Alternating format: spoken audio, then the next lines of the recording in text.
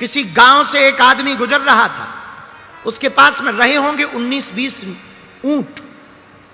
ऊंट लेकर के जा रहा था, पुराना जमाना, राजस्थान की बात है। ऊंटों को लेकर के चला जा रहा था।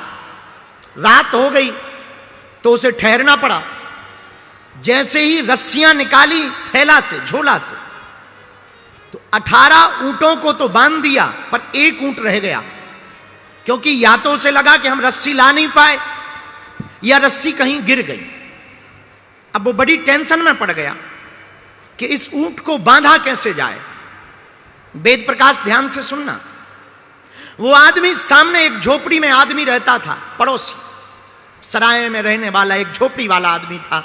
उसे लगा कि इस आदमी के पास जाएं, बूढ़े आदमी के पास, शायद ये कोई रस्सी दे दे, ऊंट को बांध दिया जाए, वरना बड़ी दिक्कत होगी। रात भर ये भी खड़ा रहेगा, हमको भी रखवाली करनी पड़ेगी, और सो नहीं पाएंगे तो दिन में चलने में दिक्कत होगी। तो वो पड़ोसी के पास गया, जहां रुका था, उस झोपड़ी में गया, तो प्रार्थना की कि क्षमा करो, मैं एक यात्री हूं और मैं 19 ऊंटों का जत्था लेकर के जा रहा हूं, और मेरे पास 18 ऊंटों की रस्सी तो है, लेकिन एक रस्सी गिर गई। तो अगर आप बुरा ना मानो तो सुबह तक के लिए मुझे रस्सी दे दो, कल मैं जाऊंगा तो रास्ते में कहीं से खरीद लूंगा। तो उस बूढ़े आदमी ने कहा कि मेरे पास तो ऐसी कोई रस्सी नहीं, मैं तो बहुत फक्कड़ आदमी हूं, और रस्सी क्या, मेरे पास तो एक कपड़ा ही है, वो मैंने पहन रखा है, वरना मैं कपड़ा दे देता, पर अगर मैं कपड़ा दूंगा तो मैं नंगा हो जाऊंगा। एक ही धोती है मेरे पास, और रस्सी तो दूसरी है नहीं। तो इस आदमी ने कहा कि अब तो बड़ी दिक्कत हुई, लगता है मुझे रात जागना पड़ेगा, लगता है मेरी रात आज व्यर्थ जाएगी। तो उस बूढ़े आदमी ने बुला के कहा, इधर आओ, सुनो, तुझे पता है कि रस्सी नहीं है, ऊंट को थोड़ी पता है। तो बोले मैं करूं क्या? बोले कुछ करने जैसा है, तू एक काम कर, जैसे रस्सी बांधता है वैसे ही नाटक कर, झूठ मूठ का एक खूंटा गाड़, उसके गले में हाथ लगा ताकि उसे लगे कि रस्सी बांध रहे, और झूठ मूठ के खूंटे के पास जाकर झूठ मूठ की रस्सी बांधने का नाटक कर। ये तुझे पता है, ऊंट को थोड़ी पता है। उसने कहा ऐसे में हो सकता? बोले तू करके तो देख, ट्राई अगेन। वो आदमी आया वापस, उसने वही काम किया, झूठ मूठ का खूंटा गाड़ा, झूठ मूठ की गले में हाथ लगाया, रस्सी जैसे बांधने का नाटक किया, और उसने जैसे ही रस्सी से खूंटा में बांधा और दबकार करके ऊंट को कहा कि बैठ जा, ऊंट बैठ गया। इसको लगा कि बहुत अच्छा उपाय, बड़ा प्यारा उपाय, और पूरी रात आराम से गुजर गई। सुबह हुआ तो बाकी 18 ऊंटों को उसने रस्सी खोली, रस्सी थैले में फिर से भरी। अब 19वें ऊंट को वो 1 घंटे तक उठाता रहा, वो उठे ही ना। अब ये आदमी बड़ा परेशान, ना वो चले ना वो उठे। तो इस आदमी को लगा कि हो सकता है जो बूढ़ा दादा रहता है झोपड़ी में, वो कोई तंत्र मंत्र जानता है, और उसने रात को कोई ऐसा तंत्र मंत्र बता कर दिया है कि अब ऊंट उठ नहीं रहा। तो वो भागा भागा गया कि क्षमा करो, मैं रात को भी आया था, मैं सुबह फिर आ गया। तो बूढ़े दादा ने कहा कि क्यों आए हो? बोले बड़ी बात तो कुछ है नहीं, आपने रात को जिस ऊंट को झूठ मूठ की रस्सी बांधने को कहा था मैंने किया, और आपकी कृपा से काम तो सफल रहा, लेकिन अब एक नया लफड़ा फंस गया। बोले क्या? मैं सुबह से 2 घंटा हो गया ऊंट को उठाने की कोशिश कर रहा हूं, वो उठ नहीं रहा। तो बूढ़े दादा ने कहा कि अरे मूर्ख, अरे पहलवान, तूने जैसे रस्सी बांधी थी वैसे खोल तो उस आदमी ने कहा कि जब बांधी ही नहीं थी तो खोलूं क्या? बोले यही तो मैं कहना चाहता हूं, जो बांधी थी वही खोल दे। और आदमी वापस आया, उसने ऊंट की रस्सी खोली, और ताज्जुब ये रहा कि ऊंट उठ भी गया और चला भी। अब बताओ, रस्सी थी भी नहीं और रही रात भर, रस्सी खोली भी नहीं और ऊंट खुल गया। यही वेद प्रकाश तुम्हारा और हमारा हाल है, और पंचकुला के पागलों, यही तुम लोगों का हाल है। हमने झूठ मूठ के रिश्तों को अपना रिश्ता बना लिया है, तो हम लोग फंसे हुए हैं। ये रिश्तों की डोर को तोड़ दी जाए। इस दुनिया में कोई भी बंधन है नहीं है, न किसी से कोई बंधन है। हमने मान लिया तो बंधन है। तो तुमने पूछा कि बंधन से मुक्त कैसे हूं? एक ही उपाय है, अगर तुम कहीं बंध गए हो तो तुम मुक्त होना भी प्रारंभ करो कि इस दुनिया में कोई अपना नहीं है। इसलिए अक्सर हम एक गीत की लाइनें बहुत बोलते हैं, नाता एक राम जी से, नाता एक राम जी से, दूजा नाता तोड़ दे, आशा एक राम जी से पर दूजी आशा छोड़ दे। नाता एक। अगर आपको अपना संबंध बनाना ही है, नाता जोड़ना ही है, तो वेद प्रकाश राम जी से नाता जोड़ो। राम जी से नाता जोड़ोगे सब अपने हो जाएंगे। तुम संसार से नाता जोड़ोगे, फुटकर फुटकर फुटकर बनाते ही रहोगे अपने, और एक दिन सब ताश की गड्डी की तरह बिखर जाएंगे। लेकिन अगर तुम राम जी से नाता जोड़ लोगे तो तुम्हें दुनिया को अपना बनाने की जरूरत नहीं है, पूरी दुनिया तुम्हारी हो जाएगी। और आपने पूछा कि बंधन की मुक्ति का उपाय क्या? बंधन की मुक्ति का यही उपाय है। फिर भी हम एक सूत्र दे देते हैं। अगर तुम लोग हमारी आज की ये कथा सुनोगे तो शायद बहुत लोग सन्यास लेने की सोच लें, तो हम तुम्हें सन्यासी नहीं बनाना चाह रहे, वरना तुम्हारी लुगाइयां हमारे ऊपर FIR करेंगी कि बागेश्वर बाबा की कथा सुनने गए थे और बाबा ने छुड़वा दिया घर बार। नहीं नहीं नहीं, हम आपको एक उपाय और दे सकते हैं। अगर हमारी अब तुम मानो तो तुम घर में भी रहोगे और भगवान के भी रहोगे, लुगाई के भी रहोगे और भगवान के भी रहोगे, बच्चों के भी रहोगे और भगवान के भी रहोगे, संसार के भी रहोगे और परमात्मा के भी रहोगे, महात्मा के भी रहोगे और परमात्मा के भी रहोगे, अपने निजी लोगों के भी रहोगे और सबके रहोगे। अगर वो उपाय जानना चाहते हो तो एक सूत्र है, जिंदगी में उतार लेना। तुम तन से संसारी हो जाओ, मन से सन्यासी हो जाओ। बहुत सटीक सूत्र है। तुम तन से तो संसारी रहो पर मन से सन्यासी हो जाओ। तुम्हारा मन ऐसा रहे जैसे कोई सन्यासी चला आ रहा हो, माथे पर तिलक हो या ना हो, पर वाणी में उसकी याद जरूर होनी चाहिए। गले में माला हो या ना हो, कोशिश पर होनी चाहिए, पर ना भी हो चल जाएगा, पर याद रहे हिंदुत्व फीका नहीं पड़ना चाहिए। मेरे पागलो, तुम अगर तन से संसारी मन से सन्यासी रहोगे, जीवन तुम्हारा सुधरा रहेगा। एक बात और जो कहने जैसी है, आपने पूछा है कि बंधन से मुक्त कैसे हो।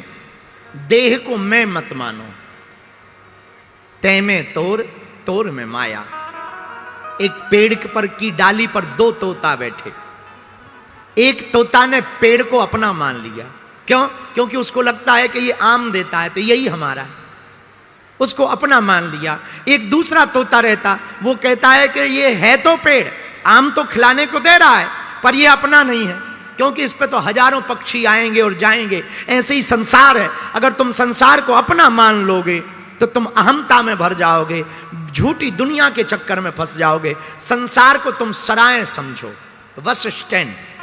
यात्री आते हैं जाते हैं, यही शरीर का हाल है, आएंगे और जाएंगे। यही इस दुनिया का हाल है, जो आया है वो जाएगा। आया है सो जाएगा, राजा रंक फकीर। कोई सिंहासन चढ़ा, कोई बंधा जंजीर। धर्मी सिंहासन चढ़े और पापी डंडे खात। दया धर्म करते रहो, मानो मेरी बात। एक गांव में इतने पागल लोग रहते थे, उनके गांव में दिया नहीं जलता था, लाइट नहीं थी। पुराना जमाना, 80-90 साल पुरानी बात। तो गांव भर क्या करता था, पूरी रात जागता था और हाथ में तसला लेता था जैसे ही शाम होता था। और लोग पूछते थे एक दूसरे से, क्या कर रहे? बोले चलो अंधेरे को ढोएं, मकान में जाएं, तसले में ऐसे ऐसे भरें और बाहर फेंकें, फिर भरें, फिर पूरी रात यही करते थे। और सुबह आते ही जैसे ही सूर्योदय होता था, अरे भैया भग गया भग गया भग गया, फेंक दिया फेंक दिया फेंक दिया। ठटरी के बरे क्या हलवा फेंका? अरे वो तो सूर्योदय आते ही अपने आप अंधेरा भाग जाता है, लेकिन उनको लगता था कि हम भगा रहे तो अंधेरा भागा है। पूरी रात यही हुआ। इतने में एक लड़की की शादी हुई। लड़की थी पंचकुला की, नाम था मुन्नी बाई। मुन्नी बाई की शादी हुई उस गांव में। अब रात भर फिर से घर वाले जागने लगे, तो उस बहू ने पूछा, ये रात को लोग शोर क्यों मचा रहे हैं? तो पति ने कहा, सब लोग अंधेरा ढोने के लिए जा रहे हैं, अंधेरे को भगाने के लिए जा रहे हैं। लड़की बोली, बड़े पागल हो, चूंकि पंचकुला की लड़की होशियार तो होती ही है।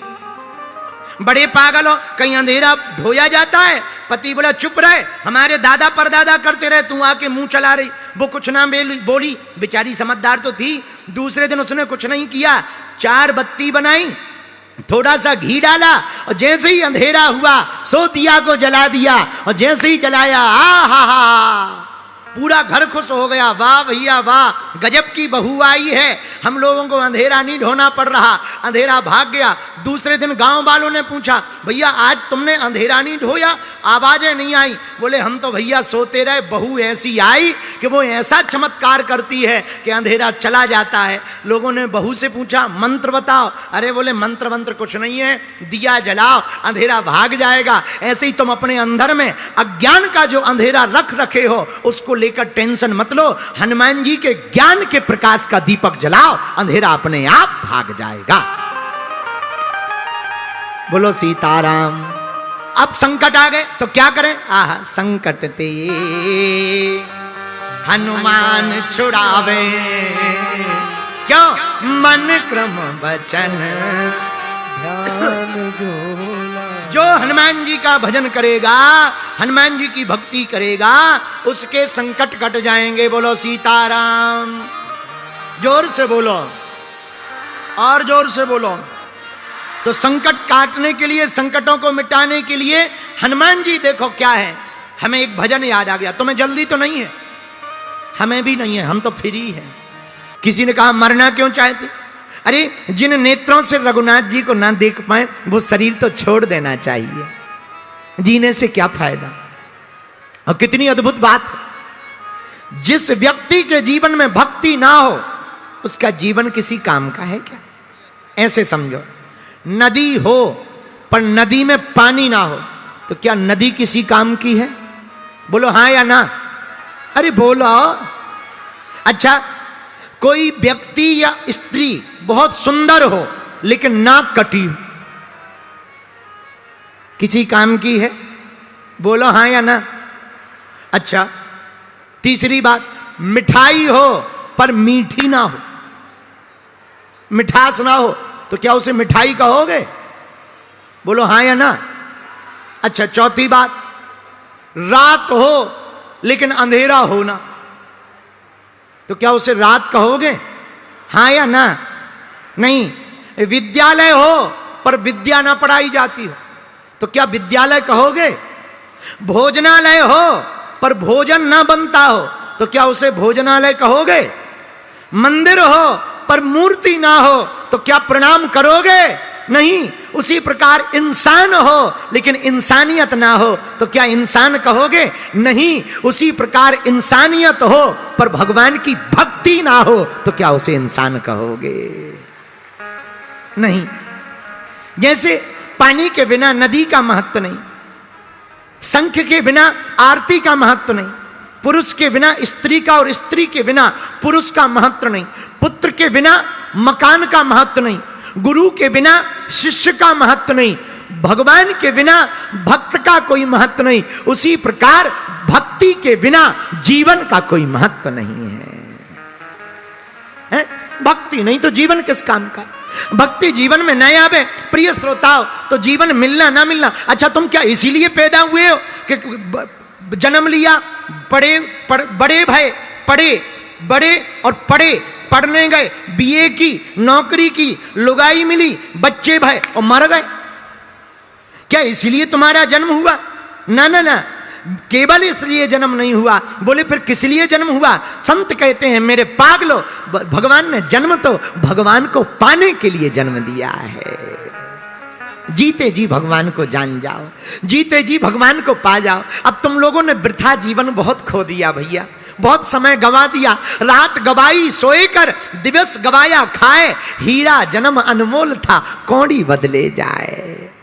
व्यर्थ गवा रहे हो, सो कर गमा रहे। कुछ लोग खा खा कर गमा रहे हैं, अपना खा रहे, दूसरे का भी खा रहे, और तीसरे का भी खा रहे, घर भर का खा रहे, समाज का खा रहे, देश का खा रहे, फिर भी पेट नहीं भर रहा है, फिर भी खा रहे, फिर भी खा रहे। उनसे कहो जो खाना चाहिए वही खाओ। नहीं, आदमी एक ऐसा है। अच्छा, तुम कभी विचार करना, एक बात बताओ, शेर कितने भी दिनों का भूखा हो, 1 महीने का, 2 महीने का, तुम उसके सामने पिज्जा रख दो, खाएगा क्या? बोलो। हाँ या ना? अच्छा, गाय कितने भी दिन की भूखी हो, मांस रख दो, क्या खाएगी? बोलो बोलो। नहीं। शेर पिज़्ज़ा नहीं खाता, गाय गंदा भोजन नहीं खा सकती, और आदमी कुछ भी धर दो सब खा जाता है। एक आदमी ऐसा है, कुछ भी धर दो सब खा जाता है, और ज्यादा समझाओगे तुम्हारा भेजा खा जाएगा। हाँ, ज्यादा उसे ज्ञान दोगे तुम्हारा भेजा खा जाएगा। आदमी बहुत विचित्र है। इसलिए हम एक प्रार्थना तुम लोगों से करना चाहते हैं। आज हम एक बात पढ़ रहे थे, है तो थोड़ी सी कड़वी, पर बुरी लगे तो लगने दो। हमें क्या करना है? आजकल सांप बेरोजगार हो गए, सांप बेरोजगार हो गए। तो हमने सांपों से पूछा, पंचकुला का ही था हम, हाँ, सांप तो पंचकुला में ही पाए जाते हैं। हमने सांपों से पूछा, आजकल तुम काम धाम नहीं करते? सांप बेरोजगार हो गए क्योंकि कुत्ते काटने लगे, और कुत्ते भी आजकल काम नहीं करते हैं क्योंकि आदमी के तलवे चाटने लगे। हाँ, सांप काटते नहीं है, बेरोजगार हो गए। हमने पूछा क्यों नहीं काटते? बोले आदमी ही इतना आदमी को काट रहा है कि हमारे जहर की जरूरत ही नहीं। आओ, सांप कह रहा है कि हमारे जहर की जरूरत नहीं, आदमी ही आदमी को काट रहा है। मेरी प्रार्थना है हाथ जोड़कर, तुम अपने बच्चे को बीए पढ़ाओ, एमए पढ़ाओ, पीएचडी पढ़ाओ, डीएड करवाओ, बीएड करवाओ, शिक्षा में भेजो, कलेक्टर बनवाओ, आईपीएस बनाओ, पर एक प्रार्थना है, उनको सबसे पहले इंसान बनाओ, कट्टर हिंदू बनाओ। भैया, तुम्हारी बेटी या बेटा पढ़ लिख कर बड़ा हो गया, लेकिन अगर वो इंसान नहीं बन पाया तो उसकी पढ़ाई लिखाई नौकरी किसी काम की नहीं है। तुम्हारी बेटी या बेटा तुम्हें छोड़कर चले जाएं, उसे संस्कार ना दे पाए कि तुम्हारे साथ रहें, उसकी पढ़ाई और तुम्हारी मेहनत किसी काम की नहीं है। तुम अपने बच्चों को खूब पढ़ाओ, पर उनको संस्कार देना मत भूलो, ताकि बच्चे बड़े होकर के हिंदू नहीं कट्टर हिंदू हो जाएं। और तुम्हारी बेटी या बेटा, कई देश के घर बर्बाद हो रहे हैं, बुरा मत मानना, इस देश के हजारों घर बर्बाद हो रहे हैं। बेटियां दूसरे मजहब वालों पर भरोसा कर रही हैं, दूसरे मजहब वालों को स्वीकार कर रही हैं। भैया, हम प्रार्थना करते हैं, अपनी अस्मिता को बचाए रखो, अपने देश को बचाना है। देश का नाम हिंदुस्तान है, हिंदुस्तान को बचाना है तो हिंदुओं को बचाना जरूरी है।